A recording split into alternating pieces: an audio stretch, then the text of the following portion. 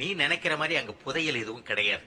ஹமுனாத்ராவை பத்தி சொல்றதெல்லாம் போய் சுற்றுலா பயணிகளுக்காக அரேபியர்கள் கட்டிவிட்ட கற்பனையான கதை இது. தெரியும் தெரியும். ஏதோ சாபத்தினால தான் அந்த ஊர் இப்படி இருக்குன்னு அதுக்காக தான் இப்பவும் சில பேர் அந்த இடத்த காவல் காத்துட்டு இருக்காங்கன்னு சொல்றாங்க.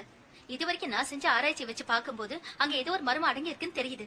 ஹம்னாத்ராவை பத்தியா நீ இப்ப பேசிக்கிட்டு இருக்க? ஆமா, அத பத்தி தான் சொல்றேன். ஃபாரோவோட பொக்கிஷம் அங்கதான் எங்கேயோ இருக்குன்னு இப்பவும் எல்லாரும் நம்புறாங்க. எஸ் எஸ், அது ஒரு பொக்கிஷ சுரங்கம். ஓ, உங்களுக்கு நம்பிக்கை இல்லைன்னா விட்டுருங்க. எனக்கு நம்பிக்கை இருக்கு. ஃபாரோ மன்னரோட பொக்கிஷங்கள் எல்லாம் ஹம்னா புத்திரா தான் புதைக்கப்பட்டிருக்கு. நான் சின்ன வயசுல கேள்விப்பட்டிருக்கேன். அதை எப்படியாவது கண்டுபிடிச்சாகணும். கற்பனை கதையை நம்பி நீங்க 2 பேரும் ஏமாற போறீங்க. ஓ காட், அதானே